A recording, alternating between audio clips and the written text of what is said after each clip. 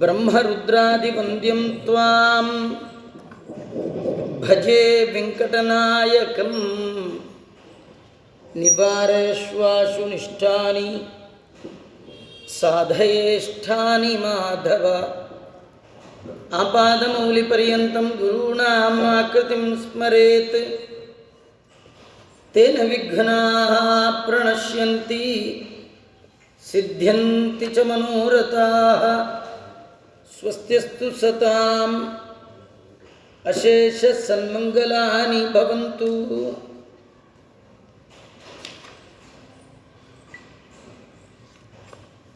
ಕದಾಚಿತ್ ವೆಂಕಟೇಶಸ್ತು ಚಿಂತ್ಯಮಾಸಾಯ ವೈಹಯಂ ಮನಸಾ ಚಿಂತ್ಯಮಾನೇ ತು ಹಯಃ ಪ್ರತ್ಯಕ್ಷತಾಂಗತಃ. ಒಮ್ಮೆ ವೆಂಕಟಾಚಲಪತಿಯಾದ ಶ್ರೀನಿವಾಸ ಕುದುರೆಯನ್ನ ಚಿಂತನೆ ಮಾಡಿದ್ದಾನೆ. ಭಗವಂತ ಯೋಚನೆ ಮಾಡಿದ್ದೇ ತಡ ಒಂದು ಕುದುರೆ ಬಂದು ನಿಂತು ಬಿಡಿತಂತೆ. ಹಾಗೆ ದೇವರು ಕರೆದ ತಕ್ಷಣ ಬರ್ತಕ್ಕಂಥವರು ಅಂದರೆ ಅದು ಯಾವುದೋ ಸಾಮಾನ್ಯ ಕುದುರೆ ಬರಲಿಕ್ಕೆ ಸಾಧ್ಯವೇ ಇಲ್ಲ. ಮತ್ತಾರು ಬಂದದ್ದು? ವಾಯು ಅಶ್ವತ್ವಮಾಪನ್ನ, ವಾಯುದೇವರೇ ಕುದುರೆಯಾಗಿ ಬಂದ್ಬಿಟ್ರಂತೆ. ಸಾಮಾನ್ಯವಾಗಿ ದೇವರು ಎಲ್ಲಿ ಹೊರಡುವಾಗಲೂ ದೇವರ ವಾಹನ ಗರುಡ. ಇಲ್ಲಿ ಕುದುರೆಯಾಗಿ ಬಂದದ್ದು ಗರುಡ ಅಲ್ಲಂತೆ, ವಾಯುದೇವರು. ನಿಜವಾಗಿ ಭಗವಂತನನ್ನ ಹೊರುವ ಸಾಮರ್ಥ್ಯ ಗರುಡನಿಗಲ್ಲ, ಗರುಡನ ಒಳಗಿರುವ ಪ್ರಾಣದೇವರಿಗೆ ಮಾತ್ರ. ಅದಕ್ಕೆ ವಿಷ್ಣು ಸಹಸ್ರನಾಮದಲ್ಲಿ ದೇವರನ್ನ ಬಣ್ಣಿಸುವಾಗ ವರದೋ ವಾಯುವಾಹನ, ದೇವರನ್ನ ವಾಯುವಾಹನ ಅಂತ ಕರೆದಿದ್ದಾರೆ. ಅಂತಹ ವಾಯುದೇವರೇ ಕುದುರೆಯಾಗಿ ಬಂದಿದ್ದಾರೆ. ರಜ್ಜುಸ್ತತ್ವಾಭಿಮಾನಿನಿ,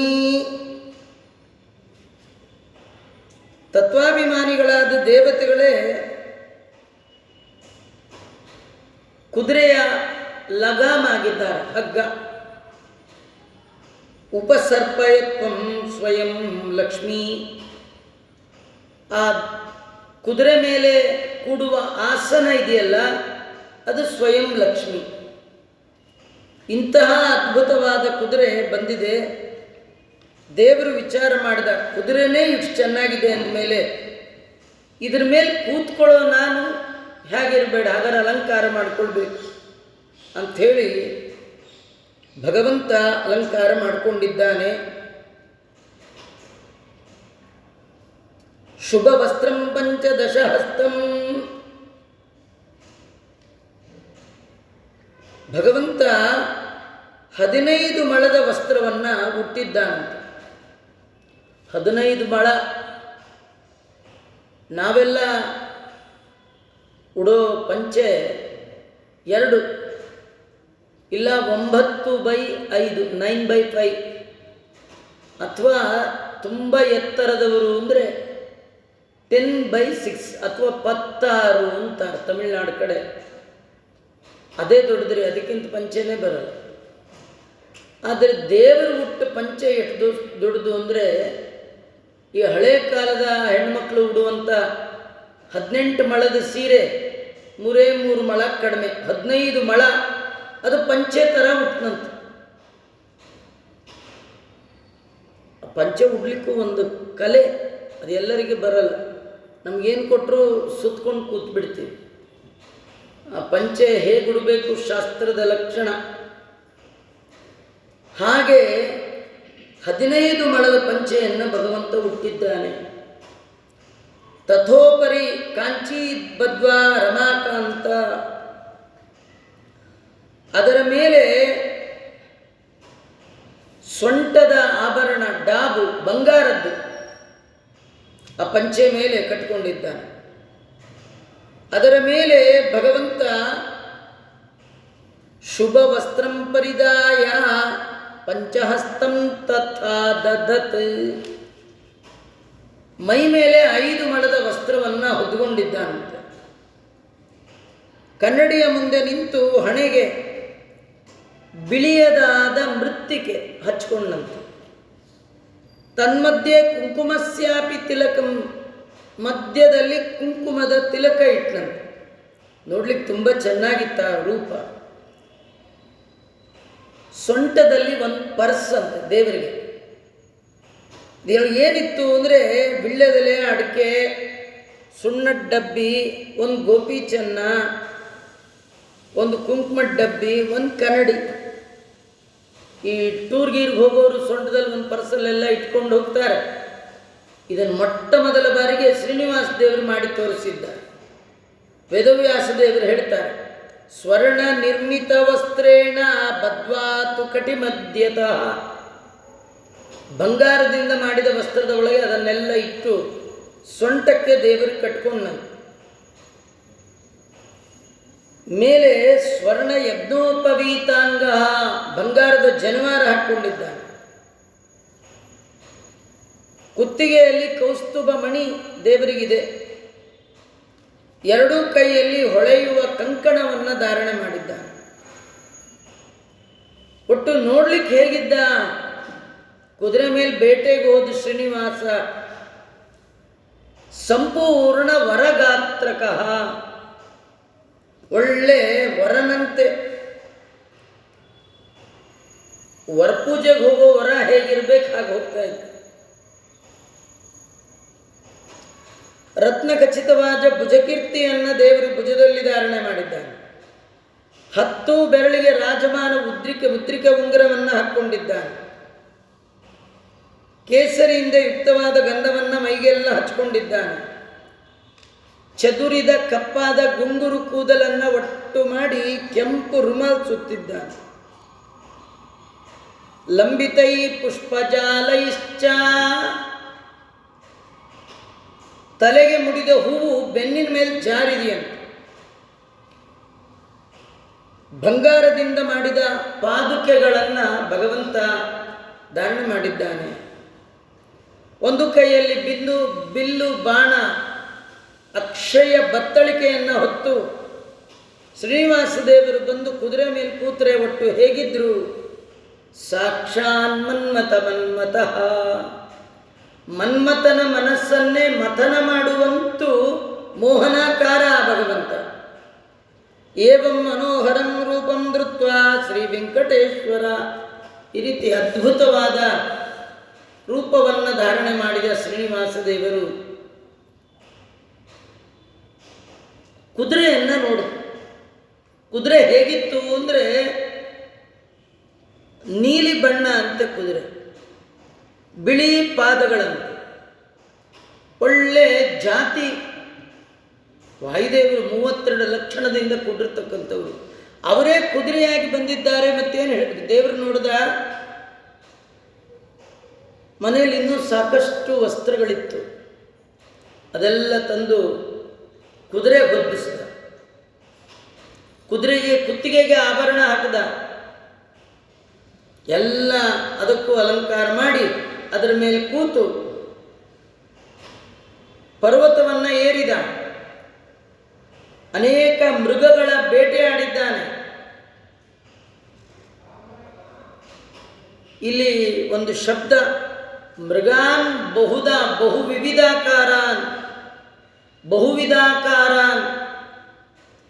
ಬೇರೆ ಬೇರೆ ರೂಪಗಳ ಮೃಗಗಳನ್ನು ದೇವರು ಕೊಂದಂತೆ. ದೇವತೆಗಳೆಲ್ಲ ಮರಗಳಾಗಿ ಹುಟ್ಟಿದ್ರೆ, ದೈತ್ಯರೆಲ್ಲ ಗಿಡ ಮರಗಳನ್ನು ನಾಶ ಮಾಡುವ ದುಷ್ಟ ಮೃಗಗಳಾಗಿ ಹುಟ್ಟಿದ್ರು. ಆ ಎಲ್ಲ ಮೃಗಗಳ ಸಂಹಾರವನ್ನು ಮಾಡುವ ಸಲುವಾಗಿ ಭಗವಂತ ಹೊರಟ. ಅಲ್ಲಿ ಒಂದು ಆನೆ ಕಂಡ. ಆನೆಯನ್ನು ಅಟ್ಟಿಸ್ಕೊಂಡು ಹೋದ. ಆನೆ ಬಹಳ ದೂರ ಹೋಯಿತು. ಕಡೆಗೆ ಶ್ರೀನಿವಾಸನ ಕಡೆಯಿಂದ ತಪ್ಪಿಸ್ಕೊಳ್ಳಿಕ್ಕೆ ಆಗಲಿಲ್ಲ. ನಿಂತಲ್ಲೇ ನಿಂತು ತನ್ನ ಸೊಂಡಿಲನ್ನು ಎತ್ತಿ ದೇವರಿಗೆ ನಮಸ್ಕಾರ ಮಾಡ್ತ. ದೇವರು ಬಿಟ್ಟು ಆನೆ ಹೊರಟೋಯ್ತು. ಯಾವಾಗ ಆನೆ ಆ ಕಡೆ ಹೋಯ್ತೋ ಆಗ ಆನೆ ಇದ್ದ ಜಾಗದಲ್ಲಿ ಅನೇಕ ಮಂದಿ ಹೆಣ್ಣು ಮಕ್ಕಳು ಕಂಡಿದ್ದಾರೆ. ಯಾರು ಈ ಹೆಣ್ಣು ಮಕ್ಕಳು? ಸುತಾಚಾರ್ಯ ಹೇಳ್ತಾರೆ, ಶೃಣ್ವಂತು ಮುನಯ ಸರ್ವೇ ಕನ್ಯಾಯ ಜನ್ಮ ಪಾವನಂ. ಆ ಹೆಣ್ಣಿನ ಹುಟ್ಟಿನ ಕತೆ ಹೇಳ್ತೇನೆ. ಆ ಹುಟ್ಟಿನ ಕತೆ ಕೇಳಿದರೆ ಸಹ ನಮ್ಮ ಜನ್ಮನೇ ಪಾವನ ಆಗತ್ತೆ. ಅಂಥದ್ದು ಜಗನ್ಮಾತೆಯಾದ ಪದ್ಮಾವತಿಯ ಹುಟ್ಟಿನ ಕತೆ. ಹಿಂದೆ ದ್ವಾಪರದ ಕೊನೆ ಕಾಲ, ಆಗ ಚಂದ್ರವಂಶದಲ್ಲಿ ಒಬ್ಬ ರಾಜ ಬಂದ. ಅವನ ಹೆಸರು ಸುವೀರ. ಆ ಸುವೀರನಿಗೆ ಇಬ್ಬರು ಮಕ್ಕಳು. ಅದರಲ್ಲಿ ದೊಡ್ಡವ ಸುಧರ್ಮ.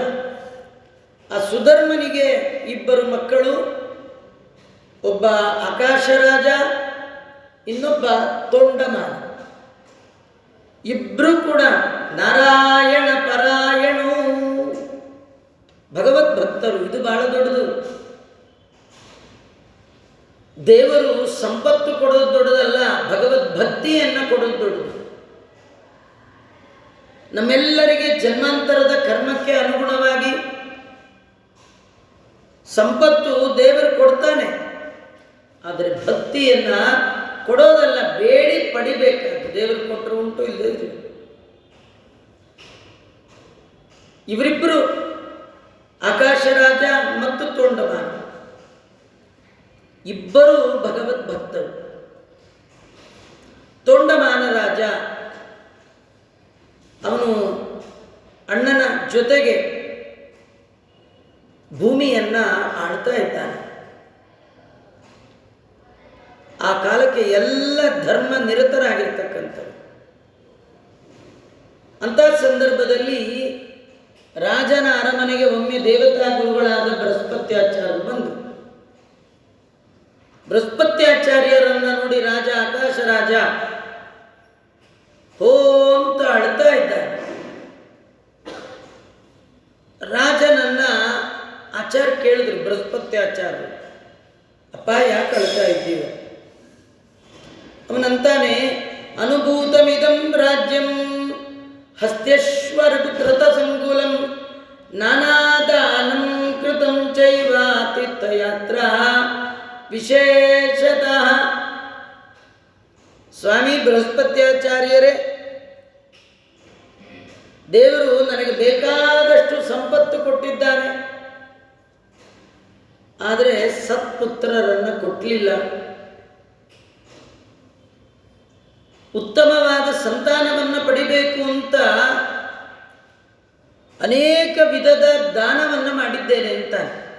ಈ ಕಥೆ ಒಳಗೆ ನಮಗೇನು ಕಥೆ ಇದೆ ಅಂದರೆ, ನಮಗೆ ದಾಂಪತ್ಯದ ಫಲವಾದ ಸಂತಾನ ಚೆನ್ನಾಗಿ ಆಗಬೇಕಾದ್ರೆ, ದಂಪತಿಗಳಾದ ಮೇಲೆ ನಾನು ಸುಖವಾಗಿದ್ದರೆ ಸಾಕು ಅಂತ ಸ್ವಾರ್ಥ ಪರವಾಗಿ ಆಲೋಚನೆ ಮಾಡಬಾರ್ದು.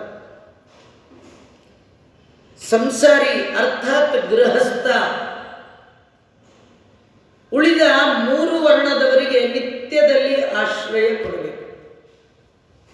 ಬ್ರಾಹ್ಮಣ ವರ್ಣದಲ್ಲಿ 4 ಆಶ್ರಮ: ಬ್ರಹ್ಮಚರ್ಯ, ಗೃಹಸ್ಥ, ವಾನಪ್ರಸ್ಥ, ಸನ್ಯಾಸ. ಇದರಲ್ಲಿ ಬ್ರಹ್ಮಚಾರಿಗೆ ಮನೆ ಇಲ್ಲ, ವಾನಪ್ರಸ್ಥನಿಗೆ ಮನೆ ಇಲ್ಲ, ಸನ್ಯಾಸಿಗೆ ಮೊದಲೇ ಇಲ್ಲ. ಈ 3 ಜನ ಆಹಾರಕ್ಕಾಗಿ ಯಾರನ್ನ ಆಶ್ರಯ ಮಾಡಬೇಕು? ಗೃಹಸ್ಥರನ್ನೇ. ಗೃಹಸ್ಥ ಈ 3 ಕೊಟ್ಟದ್ದನ್ನ ಭಗವತ್ ಪ್ರಸಾದತ್ವೇನ ಸ್ವೀಕಾರ ಮಾಡಬೇಕು. ತಾನು ಹಾಗೆ ಸ್ವೀಕಾರ ಮಾಡುವ ಹಾಗಿಲ್ಲ. ಇಂಥದ್ದು ಉತ್ಕೃಷ್ಟವಾದದ್ದು ಗೃಹಸ್ಥ ಜೀವನ. ಗೃಹಸ್ಥರಾದಾಗ ದಂಪತಿಗಳು ನೀವು ಎಂಥ ದಾನ, ಎಷ್ಟು ದಾನ ಮಾಡ್ತೀರಿ ಅಂತ ದಾನಕ್ಕೆ ತಕ್ಕ ಮಕ್ಕಳು ಹುಟ್ಟುತ್ತಾರೆ.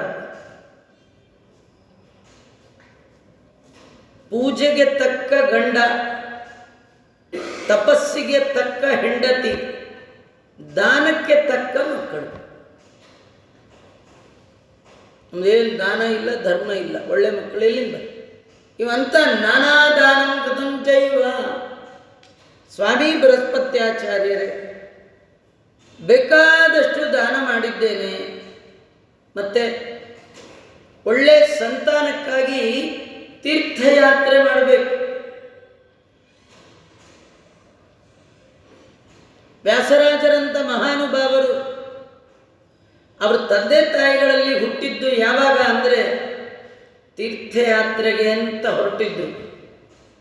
ಅಂಥ ಸಂದರ್ಭದಲ್ಲಿ ಬ್ರಹ್ಮಣ್ಯ ತೀರ್ಥರ ಪರಮಾನುಗ್ರಹಕ್ಕೆ ಪಾತ್ರರಾಗಿ ವ್ಯಾಸರಾಜರಂಥ ಉತ್ತಮವಾದ ಸಂತಾನವನ್ನು ಪಡೆದಿದ್ದಾರೆ. ನಮ್ಮ ಸ್ವಲ್ಪ ಉಲ್ಟ, ಮಕ್ಕಳು ಮರಿ ಎಲ್ಲ ಆದಮೇಲೆ ದಾನಗಳು ಶುರು ಮಾಡ್ತೀವಿ. ಮಕ್ಕಳು ಮರಿ ಎಲ್ಲ ಆದಮೇಲೆ ತೀರ್ಥಯಾತ್ರೆ ಶುರು ಮಾಡ್ತೀವಿ. ಮೊದಲೇ ಮಾಡಬೇಕ್ರಿ. ಕೌಮಾರಾದ ಆಚರೇತ್ ಪ್ರಾಜ್ಞ ಧರ್ಮಾನ್ ಭಾಗವತಾನಿಹ. ನಿಮ್ಮ ಕೈ ಮೈ ಜೋಬಲ್ಲಿ ಒಂದು ಶಕ್ತಿ ಇರಬೇಕು. ನಿಮ್ಮ ಮನಿ, ನಿಮ್ಮ ಜೋಬಲ್ಲಿ ದುಡ್ಡಿದೆಯಾ, ಕೈಯಲ್ಲಿ ಶಕ್ತಿ ಇದೆಯಾ, ದಾನ ಮಾಡಿಬಿಡಿ, ತೀರ್ಥಯಾತ್ರೆ ಮಾಡಿಬಿಡಿ. ಉತ್ತಮವಾದ ಸಂತಾನಕ್ಕೆ ಕಾರಣ ಆಗುವ ಕರ್ಮಗಳು. ಆ ರಾಜ ಅಂತಾನೆ, ಬೇಕಾದಷ್ಟು ಸುಖದ ಸಂಪತ್ತಿನ ಸಾಧನಗಳು ನಮ್ಮ ಮನೇಲಿದೆ, ಆದರೆ ಪಿತೃಗಳಿಗೆ ಉತ್ತಮವಾದ ಲೋಕವನ್ನು ಕೊಡಿಸುವಂತಹ ಸಂತಾನವನ್ನೇ ನಾನು ಪಡೆದಿಲ್ಲ ಆಚಾರ್ಯ. ಕಿಮ್ಮಯಾ ಚರಿತಂ ಪಾಪಂ ಕಸ್ಯ ಪುತ್ರೋ ಹತಪುರ. ಏನು ಪಾಪ ಮಾಡಿದ್ದೀನೋ ಗೊತ್ತಿಲ್ಲ.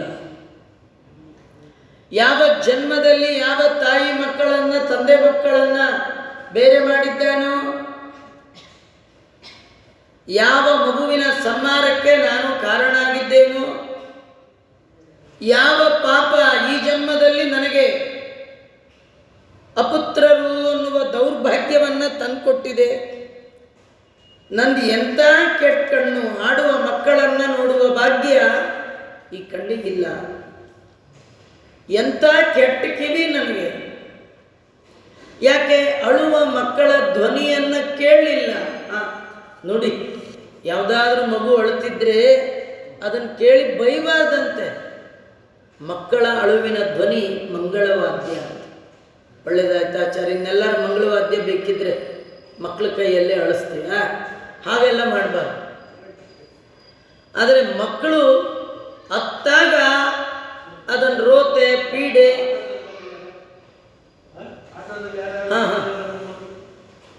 ನಾನೇ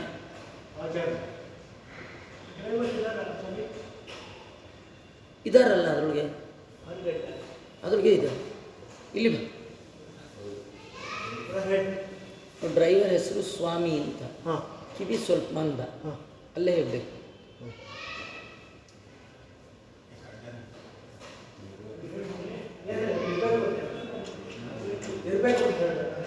ಅಲ್ಲೇ ಇದೆ. ಇವ್ರಿಗೂ ಕೇಳೋದು.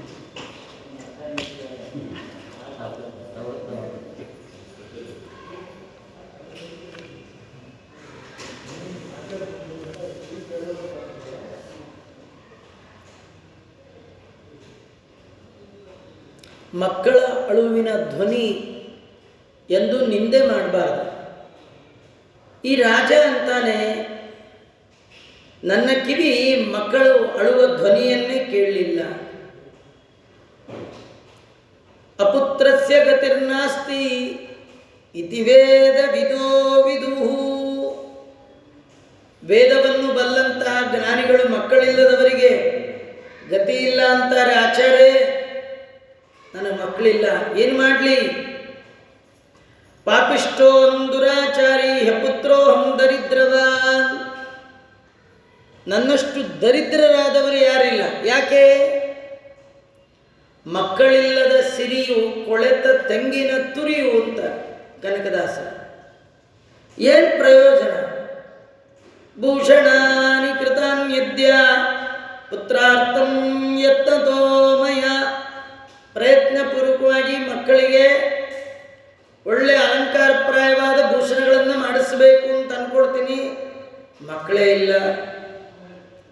ನಾನು ಸತ್ತ ಮೇಲೆ ಪುತ್ರಹೀನನಾದ ನನ್ನನ್ನು ಅಪಮಾನ ಮಾಡ್ತಾ ಯಮದೂತರು ಹೇಳ್ಕೊಂಡು ಹೋಗ್ತಾರೆ, ಬೈತಾರೆ. ದುರಾಚಾರಾತಿ ದುರ್ಬುದ್ಧೇ ಹೆ ಪುತ್ರೇತಿ ಯಮೇನ ಚ. ಯಮ ಬೈದು ಕೇಳ್ತಾನೆ, ಏನು ಮಾಡಲಿ?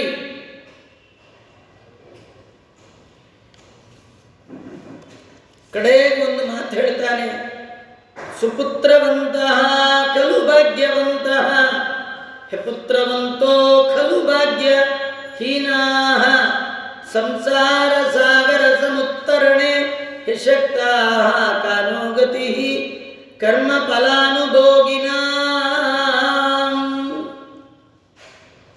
ಒಳ್ಳೆ ಮಕ್ಕಳಿದ್ದಾರೆ ಅಂದರೆ ಅವನೇ ಭಾಗ್ಯವಂತ. ಯಾಕೆ? ಪುಣ್ಯ ಪ್ರಸಕ್ತೋ ಯಸ್ಯಾತ್ಮ ಸತ್ಯಧರ್ಮರತ ಸದಾ ಶುದ್ಧಿಮಾನ್ ಜ್ಞಾನ ಸಂಪನ್ನ ತಪಸ್ವಿ ವಾಗ್ವಿದಂಬರ. ಇಂತಹ ಭಾಗ್ಯವಂತ ಒಳ್ಳೆ ಮಗ ಇದ್ರೆ. ಕೆಟ್ಟ ಮಕ್ಕಳು ಇರಬಾರದು. ಯಾರು ಕೆಟ್ಟವರು? ನ್ಯಾಸಾಪಹಾರಿಣಂ ಚೈವ ಋಣಂ ಸಂಬಂಧಿನಂ ಪರಂ ರಿಪುಂ ಪ್ರಿಯಮುದಾಸೀನಂ ಇತಿ ಕಾಂತಾಪವಂತಿ ಚ. 5 ಜನ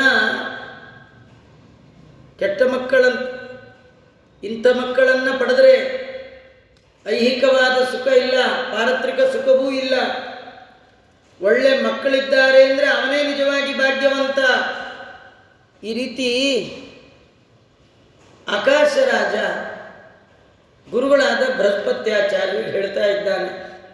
ಆಚಾರ್ಯಂದ್ರು ಅದಕ್ಕೆ ಯಾಕೆ ಅಳ್ತೀಯ? ಯಜ್ಞಂ ಗುರು ನೃಪಶ್ರೇಷ್ಠ ಪುತ್ರ ತೇನ ಭವಿಷ್ಯತಿ. ನೀನು ಪುತ್ರಕಾಮೇಷ್ಟಿ ಯಾಗ ಮಾಡಪ್ಪ, ಸತ್ಸಂತಾನ ಆಗತ್ತೆ.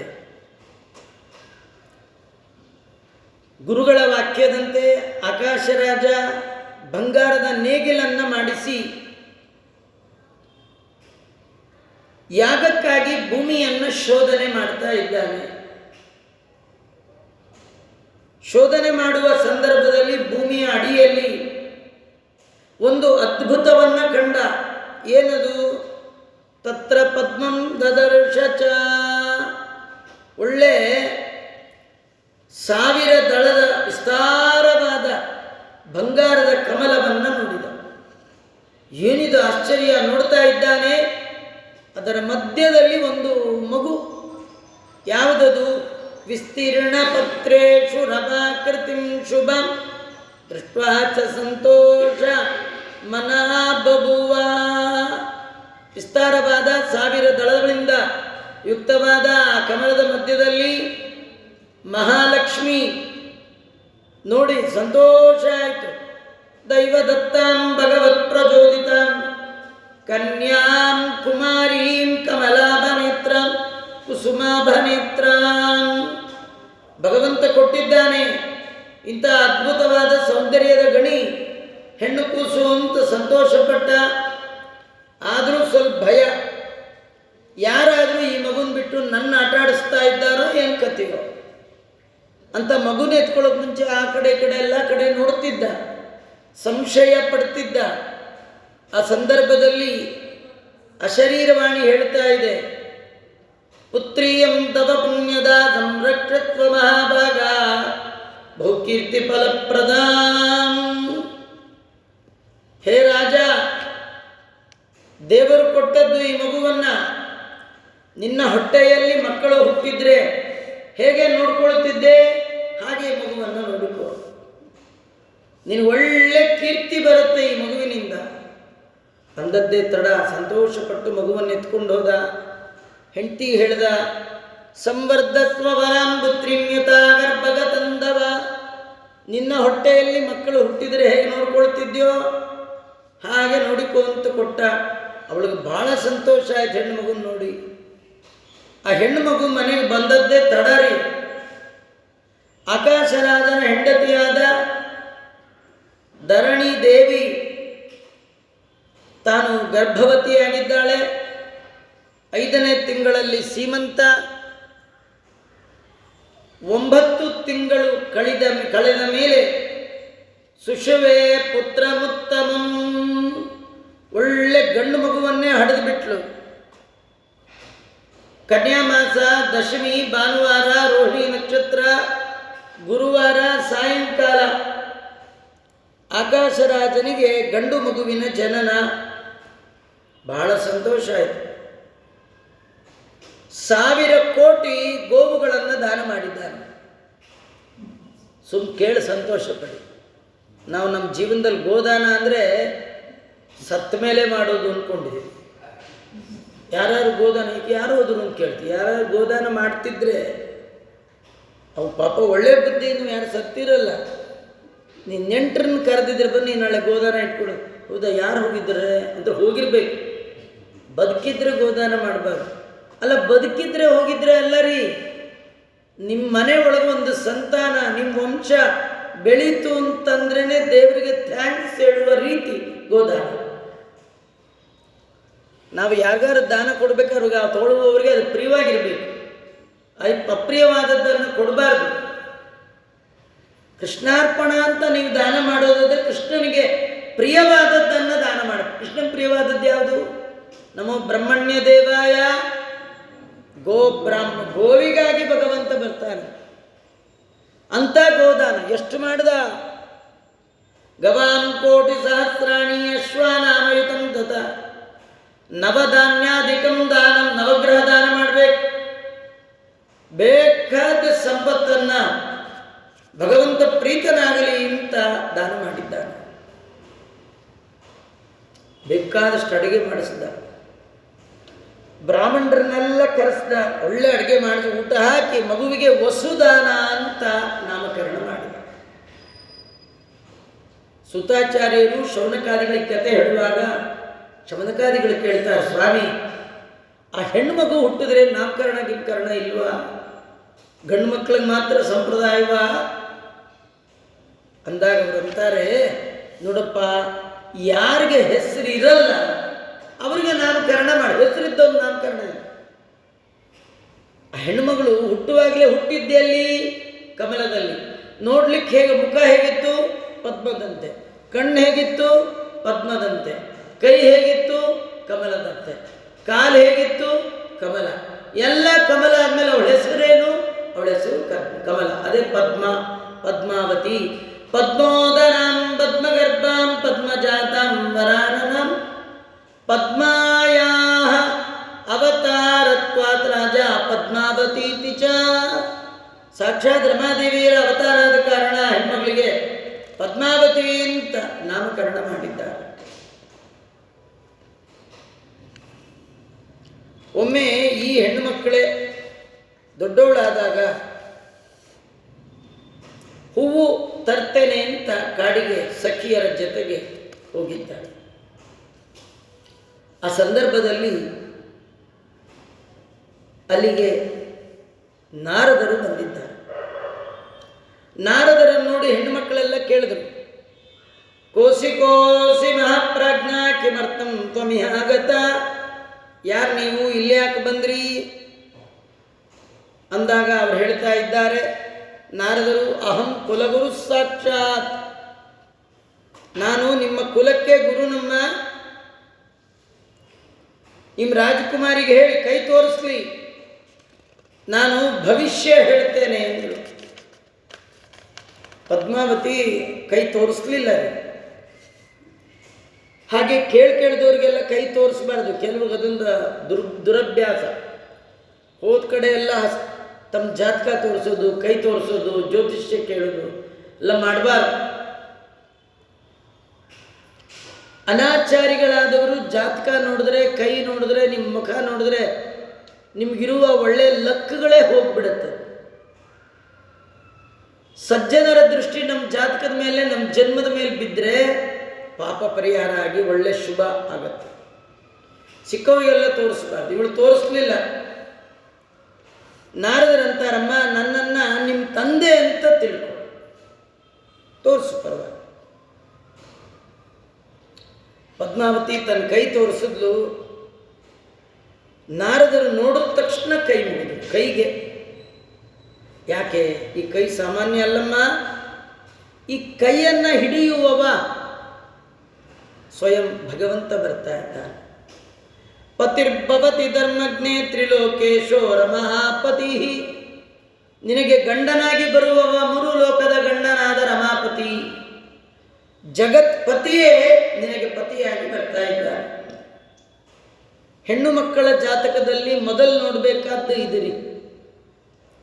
ಕೆಲವರು ಬರುವಾಗಲೇ ಜಾತಕ ಹಿಡ್ಕೊಂಡು ಬರುವಾಗಲೇ ನಮ್ಮ ಹುಡುಗಿ ಮನೆ ಬಿಟ್ಟು ಹೋಗ್ತಾಳ ನೋಡಿ, ಊರು ಬಿಟ್ಟು ಹೋಗ್ತಾಳ ನೋಡಿ, ಕಡೆಗೆ ದೇಶನೇ ಬಿಟ್ಟು ಹೋಗ್ತಾಳ ನೋಡಿ.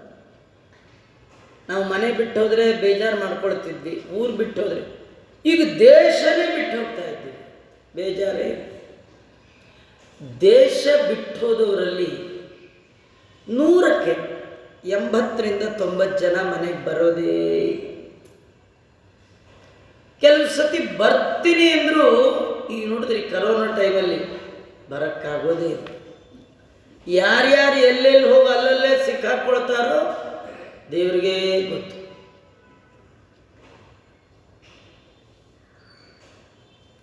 ಅದನ್ನು ಕೆಲವರು ಭಾಳ ಇಂಟ್ರೆಸ್ಟಿಂದ ಕೇಳ್ತಾರೆ, ನಮ್ಮ ಹುಡುಗಿ ಫಾರಿನ್ ಆಪರ್ಚುನಿಟಿ ಇದೆಯಾ?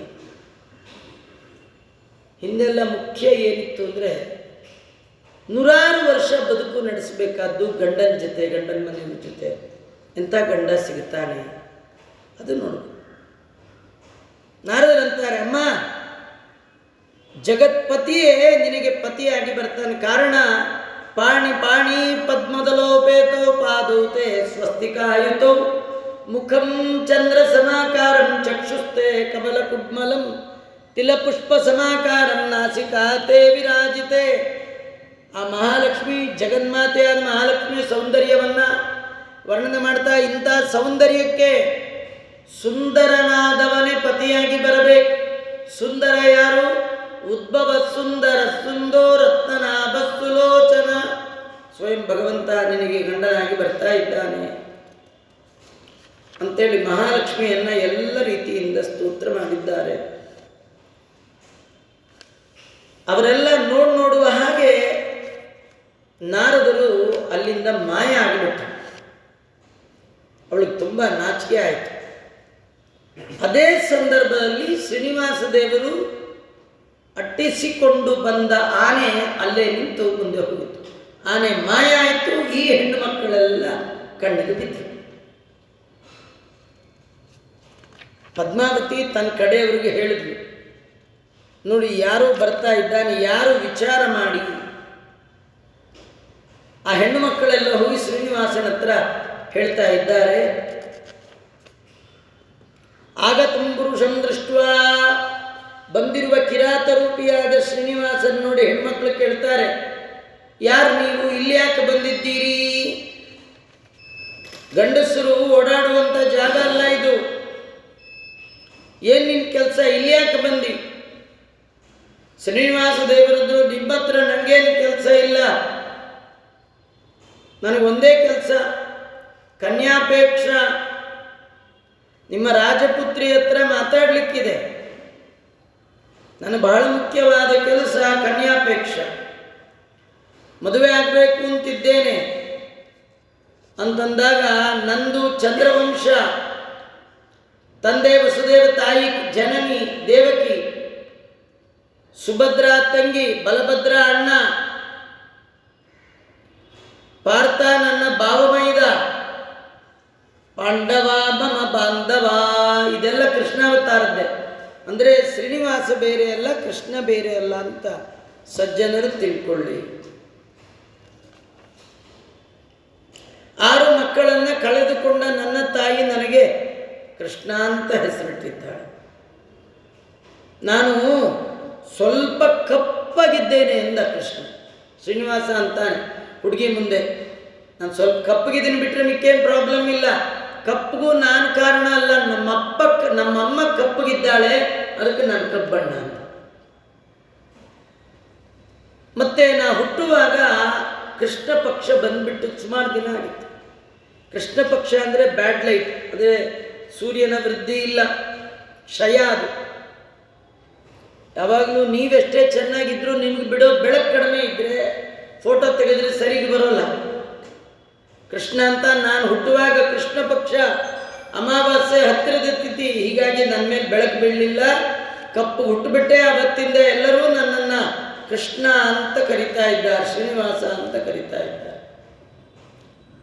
ಇದೆಲ್ಲ ಕೇಳಿ ಪದ್ಮಾವತಿಯ ನೇರ ಬಂದು ಹೇಳ್ತಾ ಇದ್ದಾಳೆ, ನಮ್ಮದು ಕೂಡ ಚಂದ್ರವಂಶ, ನನ್ನ ಹೆಸರು ಪದ್ಮಾವತಿ, ನಮ್ಮದು ಅತ್ರಿ ಗೋತ್ರ ಎಲ್ಲ ಹೇಳಾಯ್ತು, ಹೊರಡು. ಶ್ರೀನಿವಾಸ ಅಂದ, ಹೇಳಿದ್ದಾಯ್ತು ಸರಿ, ಆ ಹೇಳೋದನ್ನೇ ಸ್ವಲ್ಪ ಮೆಲ್ಗೆ ಹೇಳ್ಬೋದಲ್ಲ. ಪದ್ಮಾವತಿ ಅಂದ್ಲು, ಇದೇನು ಮಾತು ಜಾಸ್ತಿ ಆಯ್ತಲ್ಲ, ಬದುಕೋ ಆಸೆ ಇದೆಯೋ ಇಲ್ವೋ? ದೇವರಂದ, ಬದುಕೋದು ಬಿಡೋದು ನಮ್ಮ ಕೈಲಿಲ್ಲ, ಅದೆಲ್ಲ ದೇವರ ಕೈಯಲ್ಲಿ. ಆದರೆ ಮಾಡಬೇಕಾದ ಕೆಲಸ ಮಾಡಿ ಸಾಯ್ಬೇಕು. ಶ್ರೀನಿವಾಸ ದೇವರಂತಾರೆ, ಸಾಯೋದು ಕಾಮನ್, ಸಾಯುವ ಮುನ್ನ ಮಾಡಬೇಕಾದ ಕೆಲಸ ಮಾಡಿ. ಅದಕ್ಕೆ ನಾನು ನಿನ್ನನ್ನು ಪಡಿಬೇಕು ಅಂದಾಗ ಪದ್ಮಾವತಿ ಅಂದ್ಲು, ಯಾಕೆ ಹೀಗೆಲ್ಲ ಮಾತಾಡ್ತಿದ್ದೀಯಾ? ನಮ್ಮಪ್ಪ ಏನಾದರೂ ನಿನ್ನನ್ನು ನೋಡಿದ್ರೆ ಬಂದಿಖಾನೆಯಲ್ಲಿ ಇಡ್ತಾನೆ. ಇದರರ್ಥ ಬಂದಿಖಾನೆ ಅಂದರೆ ಜೈಲಲ್ಲ, ಸಂಸಾರ ಬಂಧನದಲ್ಲೇ ಇಟ್ಟು ಬಿಡ್ತಾನೆ. ಪದ್ಮಾವತಿ ಎಂದು ಇನ್ನು ಹೆಚ್ಚು ಮಾತಬೇಡ, ಹೊರಟು ಬಿಡು ಅಂದರೆ ಕೇಳ್ತಾನೇ ಇಲ್ಲ. ಆಗ ಅಲ್ಲೇ ಬಿದ್ದಂಥ ಎಲ್ಲ ಕಲ್ಲುಗಳನ್ನು ತೆಗೆದುಕೊಂಡು ಅವನ ಸಖಿಯರೆಲ್ಲ ಶ್ರೀನಿವಾಸ ದೇವರಿಗೆ ಗುರಿ ಇಟ್ಟು ಕಲ್ಲಲ್ಲಿ ಹೊಡೆದ್ರು. ನೋಡಿ ಆಶ್ಚರ್ಯ, ಹೊಡೆದಿದ್ದು ಶ್ರೀನಿವಾಸ ದೇವರಿಗೆ, ಏಟು ಬಿದ್ದದ್ದು ಕುದುರೆಗೆ. ಕುದುರೆ ದಬ್ಬಂದು ಬಿದ್ದೇ ಹೋಯಿತು. ಈ ಕಥೆ ನಮ್ಮಲ್ಲೆಲ್ಲ ಒಂದು ಗಾದೆ. ಈ ಅಪ್ಪ ಅಮ್ಮ ಜಗಳದಲ್ಲಿ ಯಾರು ಬಡವಾಗಿದ್ದು? ಕೂಸು. ಅಪ್ಪ ಯಾರು? ಶ್ರೀನಿವಾಸ. ಅಮ್ಮ ಯಾರು? ಪದ್ಮಾವತಿ. ಇವರಿಬ್ಬರು ಜಗಳದಲ್ಲಿ ಕೂಸು ಯಾರು? ವಾಯ್ದು. ಅವರು ಬಿದ್ದರು. ಅವರು ಅಂದ್ಕೊಂಡ್ರು, ನಂದೇ ತಪ್ಪು, ಗಂಡ ಹೆಂಡತಿ ನೀವು ಅಪ್ಪ ಅಮ್ಮ ಮಾತಾಡುವಾಗ ನಮ್ಮ ಮಧ್ಯ ಹೋಗಬಾರ್ದು. ಕೆಲವರು ಪಾಪ ಮದುವೆ ಆಗಿ ಮೊದಲನೇ ಮಗು ತುಂಬ ತುಂಟಿರುತ್ತದೆ. ಅಪ್ಪ ಸಾಫ್ಟ್ವೇರು, ಅಮ್ಮ ಸಾಫ್ಟ್ವೇರ್. ಮನೆಗೆ ಬರುವಾಗ ಇಬ್ಬರು ಹಾರ್ಡ್ವೇರ್.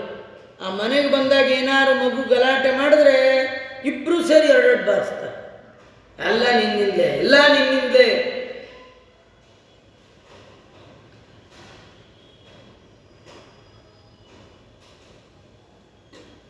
ಆದ್ದರಿಂದ ಹೊಡೆದದ್ದು ಶ್ರೀನಿವಾಸನಿಗೆ, ಏಟು ಬಿದ್ದದ್ದು ಕುದುರೆಗೆ. ಅದು ಬಿದ್ದೇ ಬಿಡ್ತು. ದೇವರು ನೋಡ್ದ, ಇಷ್ಟು ದಿನ ಚೆನ್ನಾಗಿದ್ದೆ, ಅಮ್ಮ ಮಾಡಿದ ಅಡುಗೆ ಊಟ ಮಾಡ್ಕೊಂಡಿದ್ದೆ, ಇವತ್ತು ಯಾಕಾರು ಈ ಬೇಟೆಗೆ ಬಂದು ಬೇಟೆ ಆಡೋದು ಬಿಟ್ಟು ಹೆಣ್ಣುಮಕ್ಕಳ ಸಹವಾಸಕ್ಕೆ ಯಾಕೆ ಬಂದು?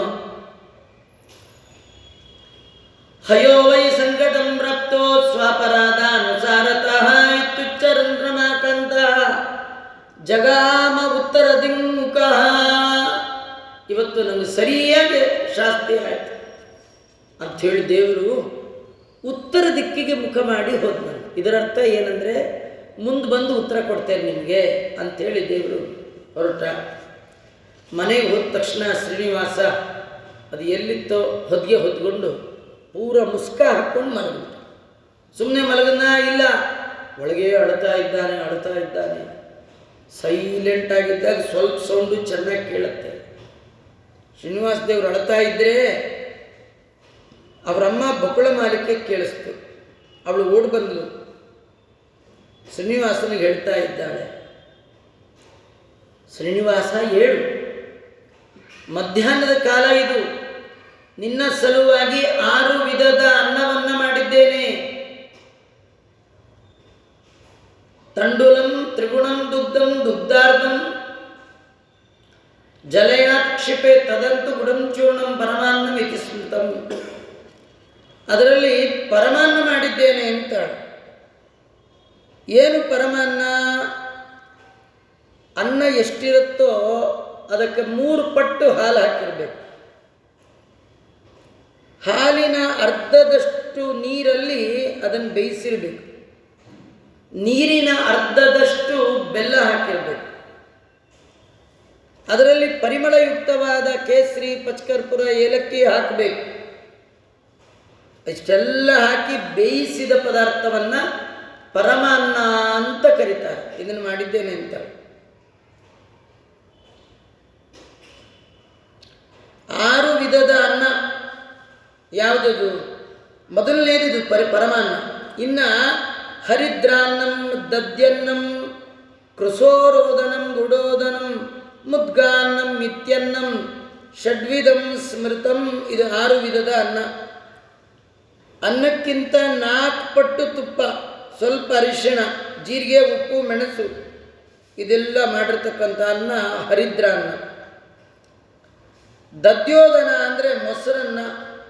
ಅನ್ನಕ್ಕೆ 2 ಪಟ್ಟು ಮೊಸರು, ಆಮೇಲೆ ಸಿಹಿ ಹಾಲು ಮಿಶ್ರಿತ ಮಾಡಿ ಮೆಣಸು, ಉಪ್ಪು, ಶುಂಠಿ ಹಾಕಿ ಮಾಡಿದರೆ ಅದು ಮೊಸರನ್ನ. ಇವತ್ತಿಗೂ ತಿರುಪ್ತಿಲಿ ಈ ಕ್ರಮದಲ್ಲೇ ದದ್ಯೋದನ ಮಾಡೋದು. ಆಮೇಲೆ ಅಕ್ಕಿಯ ಅರ್ಧದಷ್ಟು ಹೆಸರು ಬೇಳೆ ಜೊತೆಯಲ್ಲಿ ನೀರು ಇದೆಲ್ಲ ಮಾಡಿದ್ರೆ ಅದೊಂದು ಅನ್ನ. ಆಮೇಲೆ ಬೆಲ್ಲದಲ್ಲಿ ಮಾಡ್ತಕ್ಕಂಥ ಗುಡಾನ್ನ. 6 ವಿಧದ ಅನ್ನವನ್ನು ಮಾಡಿದ್ದೇನೆ. ಶ್ರೀನಿವಾಸ ಸ್ವೀಕಾರ ಮಾಡಕ್ಕೆ ಹೇಳಪ್ಪ. ಉತ್ತಿಷ್ಟೋತ್ತಿಷ್ಟ ಗೋವಿಂದ ಕಿಂಶೇಷೆ ಪುರುಷೋತ್ತಮ. ಹೇಳಪ್ಪ ಸ್ವಾಮಿ, ಯಾಕೆ ನೀನು ರಾತ್ರಿನೇ ಮಲಗುವವ ಅಲ್ಲ, ದೇವರಿಗೆ ನಿದ್ದೆನೇ ಇಲ್ಲ ರೀ. ಅಂಥದ್ರಲ್ಲಿ ಮಧ್ಯಾಹ್ನ ಯಾಕೆ ನಿದ್ದೆ ಮಾಡ್ತಾ ಇದ್ದೀಯ? ಬರೀ ನಿದ್ದೆ ಮಾಡ್ತಾ ಇಲ್ಲ, ಜೊತೆಗಳ್ತಾ ಇದ್ದೀಯ. ಯಾಕೆ ಅಳ್ತಾ ಇದ್ದೀಯ? ಮನೋಗದಂಬ ಕಿಂ ದೇವ ತದ್ವದಸ್ಯ ಯಥಾರ್ಥದಃ. ನಿನ್ನ ಮನಸ್ಸಿನಲ್ಲಿ ಏನಿದೆ ಹೇಳು. ಅಲ್ಲ, ಬೇಟೆಗೆ ಅಂತ ಕಾಡಿಗೆ ಹೋಗಿದ್ಯಲ್ಲಪ್ಪ, ಅಲ್ಲಿ ಏನಾದರೂ ದೆವ್ವ, ಭೂತ, ಪಿಶಾಚಿ ನೋಡಿದೆಯಾ? ಭಯ ಆಗಿದೆಯಾ ನಿನಗೆ? ಹೇಳು ನೋಡು, ಹೇಳು. ನಿಮ್ಮ ಅಮ್ಮನ ಮೇಲೆ ಆಣೆ, ನಿಮ್ಮ ಅಪ್ಪನ ಮೇಲೆ ಆಣೆ, ಹೇಳದೆ ಇರಬಾರ್ದು ನನಗೆ. ನೀನು ನೋಡಿದ್ರೆ ನನಗೆ ಬಹಳ ದುಃಖ ಆಗ್ತಾ ಇದೆ. ಏನಾದರೂ ಯಾವುದಾದ್ರೂ ಹೆಣ್ಣನ್ನು ನೋಡಿದ್ದೀಯಾ? ನಿನ್ನನ್ನೇ ವಶ ಮಾಡಿಕೊಂಡ, ನಿನ್ನನ್ನೇ ಮೋಹಕ್ಕೆ ಗುರಿ ಮಾಡಿದ ಆ ಹೆಣ್ಣಾದರೂ ಯಾವುದು ಅಂಥೇಳಿ ದೇವರನ್ನು ಬಗೆ ಬಗೆಯಿಂದ ಕೇಳ್ತಾ ಶ್ರೀನಿವಾಸ ದೇವರಿಗೆ ಅಪಾದ ಮೌಳಿ ಪರ್ಯಂತರವಾಗಿ ಮೈಕೈ ತಿಕ್ತಾ ಇದ್ದಾಳೆ. ಏನು ಪುಣ್ಯ ರೀ! ಯಾವ ಭಗವಂತನ ಪಾದವನ್ನು ಎಡಬಿಡದೆ ಒತ್ತುವ ಪಾದ ಲಕ್ಷ್ಮೀ ಭಾಗ್ಯ. ಅಂಥದ್ರಲ್ಲಿ ಈ ಬೊಗಳ ಮಾಲಿಕೆ ದೇವರ ಮೈ ಕೈ ಎಲ್ಲ ಹಿಡಿದು ಒತ್ತಿದ್ದ. ಕಾಚ ಪುಣ್ಯವತಿ ಬಾಲಂ ಬಾಲಂ ಭಕ್ತವಶಂವರಿಂ. ಅವಳು ಕೇಳ್ತಾಳೆ, ಯಾರಾದರೂ ಹೆಣ್ಣು ನೋಡಿದರೆ ಹೇಳು. ನೀನು ಏನು ಹೇಳಿದರೂ ಕೂಡ ಒಂದೇ ಕ್ಷಣದಲ್ಲಿ ಮಾಡಿಬಿಡ್ತೇನೆ. ನನಗೆ ಮಂತ್ರ ಯಂತ್ರ ಎಲ್ಲ ಬರುತ್ತೆ, ತಾಯ್ತ ಗೀತ. ನೀನೇನಾದರೂ ಭಯಪಟ್ಟಿದ್ರೆ ಹೇಳು ಅಂದರೆ ಭಗವಂತ ಹೇಳ್ತಾನೆ, ಅಮ್ಮ ನನ್ನ ಹೆಸರು ಹೇಳಿದ್ರೆ ಸಾಕು. ಮನ್ನಾಮಸ್ಮರಣಾದೇತೆ ವಿದ್ರವಂತಿ ದಿಶೋ ದಶ. ನನ್ನ ಹೆಸರು ತಗೊಂಡ್ರೆ ಸಾಕು, ಆ ಎಲ್ಲ ಭೂತ ಪ್ರೇತಗಳು ಕೂಡ ಓಡಿ ಹೋಗುತ್ತೆ ಅಲ್ವಾ? ನರಸಿಂಹ ಮಂತ್ರ ಒದ್ದಿರಲು ಸಾಕು. ನೀನು ನರಸಿಂಹದೇವರ ಒಂದು ಸ್ಮರಣೆ ಮಾಡಿದರೆ ಸಾಕು, ಎಲ್ಲ ಭಯ, ದುಃಖ, ಭೂತ ಪ್ರೇತ ಪಿಶಾಚಿಗಳು ಕೂಡ ಓಡಿ ಹೋಗು. ನನಗೆಲ್ಲಿ ಭಯ? ಮತ್ತೆ ನನಗೆ ಯಾವ ಭೂತ ನೋಡಿದ್ರೂ ಭಯ ಇಲ್ಲ. ಯಾಕಂದರೆ ನಾನೇ ದೊಡ್ಡ ಭೂತ ಅಂತಾನೆ ಭಗವಂತ. ಏಕೋ ವಿಷ್ಣು ಮಹದ್ಭೂತಂ. ನನಗಿಂತ ದೊಡ್ಡ ಭೂತ ಇಲ್ಲ. ಅದು ಕೃಷ್ಣ ತುಂಬ ಚೇಷ್ಟೆ ಮಾಡಿದ್ರೆ ಅವರಮ್ಮ ಯಶೋದೆ ಹೆದರಿಸ್ತಿದ್ಲು, ನಿನಗೆ ಗುಮ್ಮನ ಹತ್ರ ಬಿಟ್ಬಿಡ್ತೀನಿ, ಗುಮ್ಮನ ಹತ್ರ. ಕೃಷ್ಣನು ಸಣ್ಣ ವಯಸ್ಸು, ಅಮ್ಮ ಗುಮ್ಮ ಅಂದರೆ ಹೆದರ್ತಿದ್ದ. ಅವ ಹೇಳೋನಂತೆ, ಗುಮ್ಮನ ಕರೆಯದಿರೆ ಅಮ್ಮ ನೀನು ಗುಮ್ಮನ, ನೀ ಏನು ಹೇಳಿದ್ರು ಮಾಡ್ತೀನಿ, ಗುಮ್ಮನ ಮಾತ್ರ ಕರಿಬೇಡ ಅಂತಿದ್ದ.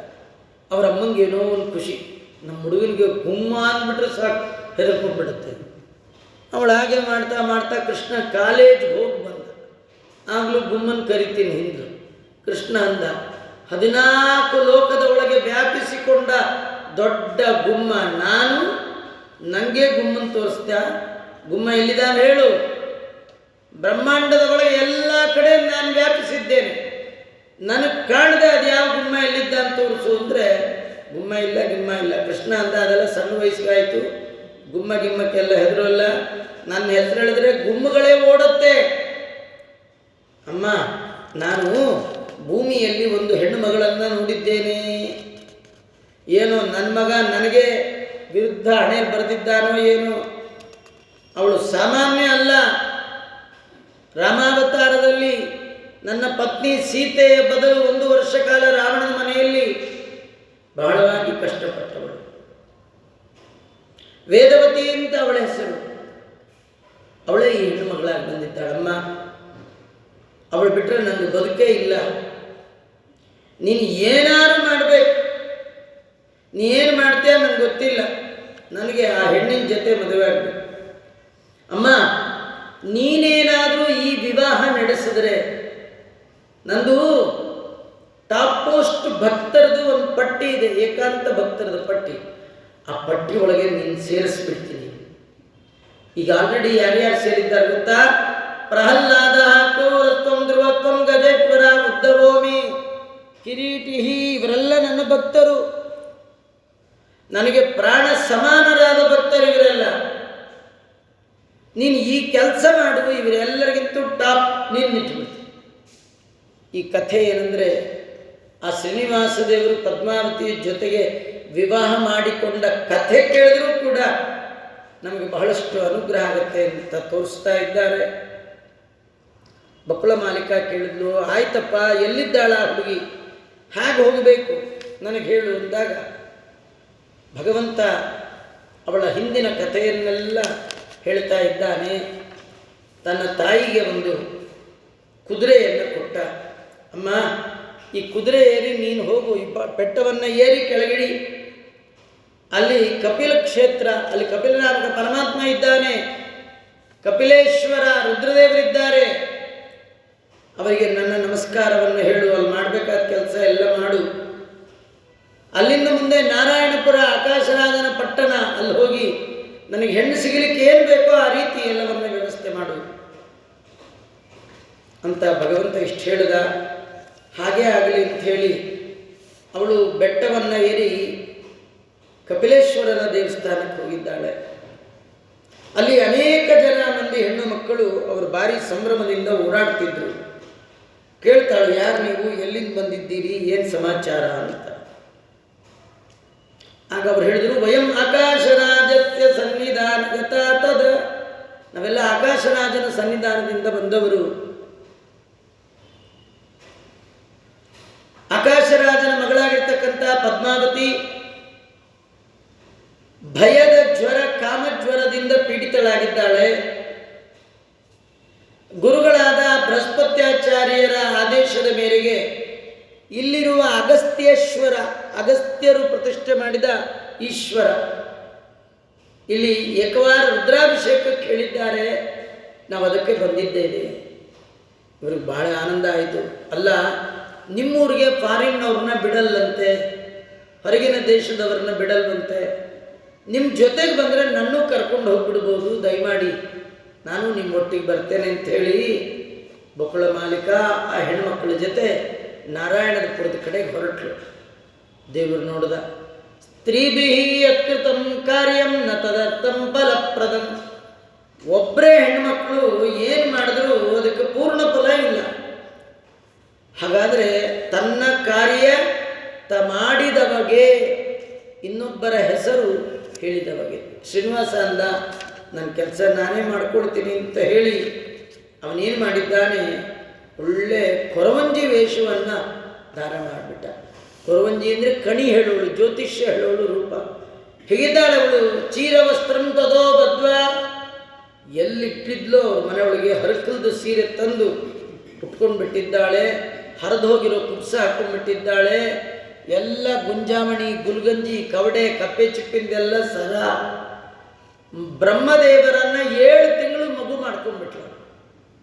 ರುದ್ರದೇವರನ್ನು ಕೋಲು, ಬ್ರಹ್ಮಾಂಡವನ್ನು ಬುಟ್ಟಿ, ಇಷ್ಟೆಲ್ಲ ಮಾಡಿಕೊಂಡು ತಾನು 500 ವರ್ಷದ ಮುದುಕಿಯಾಗಿದ್ದಾರೆ. 500 ವರ್ಷದ ಮುದುಕಿ ಇರಲಿರಿ, ಪರವಾಗಿಲ್ಲ, ಕೆಲವರು ಆಯುಷ್ಯ ಚೆನ್ನಾಗಿರ್ತಾರೆ. ಆದರೆ ಆ ಮುದುಕಿಗೆ 7 ತಿಂಗಳು ಮಗು ಎಲ್ಲರೂ ಇರುತ್ತೆ. ದಾಸರಂದರು, ತಿಳಿಯದೋ ನಿನ್ನಾಟ ತಿರುಪತಿಯ ವೆಂಕಟ. ಆ ಮಗುನ ಎತ್ಕೊಂಡಂತೆ ದೇವ್ರು ಹೇಗೆ ಎತ್ಕೊಂಡಿದ್ದ? ತಲೆ ಮೇಲೆ ಒಂದು ಬುಟ್ಟಿ, ಕೈಯಲ್ಲಿ ಒಂದು ಮಂತ್ರದ ದಂಡ, ರುದ್ರದೇವರು. ಇದು ಬ್ರಹ್ಮಾಂಡ. ಕುತ್ತಿಗೆಯಲ್ಲಿ ಒಂದು ಮಗು, ಆ ಮಗುವನ್ನು ಬೆನ್ನಕ್ಕೆ ಕಟ್ಕೊಂಡು ಕುಣಿತಾ ಇದ್ದಾಳೆ. ಇವತ್ತು ನೋಡಿ ತುಂಬ ಜನ ಮಕ್ಕಳು ಎಲ್ಲ ಕರ್ಕೊಂಡು ಬೈಕಲ್ಲೆಲ್ಲ ಹೋಗುವಾಗ ಅಥವಾ ತಾಯಿಯಂದರು ವಾಕಿಂಗ್ ಹೋಗುವಾಗ ಮಕ್ಕಳನ್ನ ಬೆನ್ನಿಗೆ ಎದೆಗೆ ಹೀಗೆಲ್ಲ ಕಟ್ಕೊಂಡು ಓಡಾಡ್ತಿರ್ತಾರೆ. ಇದನ್ನು ಮೊಟ್ಟ ಮೊದಲ ಬಾರಿಗೆ ತೋರಿಸಿದ್ದೆ ಭಗವಂತ ವೇದವ್ಯಾಸದೇವರು ಪುರಾಣಗಳಲ್ಲಿ ಇದನ್ನು ದಾಖಲೆ ಮಾಡಿದ್ದಾರೆ. ಸ್ವಯಂ ಭಗವಂತ ಬ್ರಹ್ಮದೇವರನ್ನು 5-7 ತಿಂಗಳ ಮಗುವನ್ನು ಹರಿದ ವಸ್ತ್ರದಲ್ಲಿ ಕುತ್ತಿಗೆಗೆ ಕಟ್ಟಿಕೊಂಡು ಒಂದು ಕೈಯಲ್ಲಿ ರುದ್ರದೇವರನ್ನು ಕೋಲ್ ಮಾಡಿಕೊಂಡು ತಲೆಯಲ್ಲಿ ಬ್ರಹ್ಮಾಂಡವನ್ನೇ ಬುಟ್ಟಿಯನ್ನು ಮಾಡಿ ಆ ಬುಟ್ಟಿ ಒಳಗೆ 9 ಗ್ರಹಗಳನ್ನು ಇಲ್ಲೇ ಕೂಡಿರಿದ್ಕಾರದ ಅವರನ್ನು ಕೂಡಿಸ್ಕೊಂಡು ಕೊರವಂಜಿ ರೂಪದಲ್ಲಿ ಭಗವಂತ ಹೊರಟ. ಯಾರಿಗೆ ಏನು ಕೇಳಿದ್ರು ಹೇಳ್ತೇನೆ, ನನ್ನ ಮಾತು ಸುಳ್ಳಾಗೋಲ್ಲ. ನಾ ಹೇಳಿದ 100 ಮಾತಲ್ಲಿ ಒಂದೇ ಒಂದು ಮಾತು ಸುಳ್ಳಾದರೂ ನನ್ನ ಹಸ್ತವನ್ನೇ ಕತ್ತರಿಸಿ, ಯಾರಿಗೆ ಮನೆಯಲ್ಲಿ ಜಗಳ ಇದೆ ಇಲ್ಲದ ಹಾಗೆ ಮಾಡ್ತೇನೆ. ಹೌದ್ರಿ, ಕಥೆ ಏನು ಗೊತ್ತಾ? ಯಾರ ಮನೆಯಲ್ಲಿ ದೇವರಿರ್ತಾನೆ, ಯಾರ ಮನದಲ್ಲಿ ದೇವರಿರ್ತಾನೆ, ಯಾರು ಮನದ ತುಂಬಿ ಭಗವಂತನ ಉಪಾಸನೆ ಮಾಡ್ತಿರ್ತಾರೆ, ಅವ್ರಿಗೆ ಯಾವ ಭಯವೂ ಇಲ್ಲದ ಹಾಗೆ ನಾನು ಮಾಡ್ತೇನೆ. ಭಗವಂತ ಹೀಗೆ ಕೊರವಂಜಿಯ ವೇಷವನ್ನು ಹಾಕ್ಕೊಂಡು ಹೊರಟಿದ್ದಾನೆ. ಆ ಸಂದರ್ಭದಲ್ಲಿ ಮಗಳಿಗೆ ಬಂದಿರತಕ್ಕಂಥ ಈ ಏನಿದೆ ಜ್ವರ, ಇದರ ಬಾಧೆ, ಇದು ಯಾಕೆ ಬಂದಿದೆ, ಏನು ಮಾಡಬೇಕು ಅಂತೇಳಿ ಆಕಾಶರಾಜನ ಹೆಂಡತಿ ಅನಾಯಾಸವಾಗಿ ನಮ್ಮೂರಿಗೆ ಇಷ್ಟು ಫೇಮಸ್ ಜ್ಯೋತಿಷ್ಗಳು ಬಂದಿದ್ದಾಳೆ, ನಮ್ಮನೆಗೂ ಕರೆಯೋಣ ಅಂಥೇಳಿ ಹೋಗಿ ಕರೆದಿದ್ದಾಳೆ. ಮುಂದೆ ಆ ಬಕುಳ ಮಾಲೀಕ ತಾಯಿಯಾದ ಆಕಾಶರಾಜನ ಹೆಂಡತಿ ಧರಣಿದೇವಿಗೆ ಏನು ಭವಿಷ್ಯ ಹೇಳಿದ್ಲು, ಶ್ರೀನಿವಾಸ ದೇವರು ಪದ್ಮಾವತಿಯನ್ನು ಹೇಗೆ ಪಾಣಿಗ್ರಹಣ ಮಾಡಿದ್ರು, ಮತ್ತೆ ನಾಳೆ ಸೇರಿದಾಗ ನೋಡೋಣ. ಶ್ರೀಕೃಷ್ಣಾರ್ಪಣಮಸ್ತು. ಸರ್ವೇಂದ್ರಿಯ ಪ್ರೇರಕೇಣ ಶ್ರೀ ಪ್ರಾಣಪತಿನೇರಿತಃ ಯದವೋಚ ಮಹಂತೇನ ಪ್ರಿಯತಾಂ ಕಮಲಾಲಯ ಮಧ್ವೇಶಾರ್ಪಣಮಸ್ತು.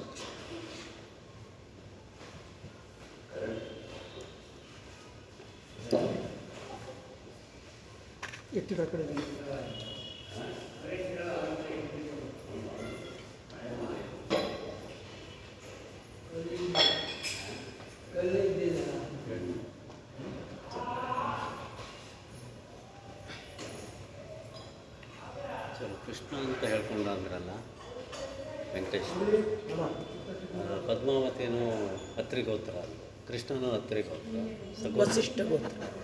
ಕೃಷ್ಣನ ನಾವು ಅರ್ಗೆ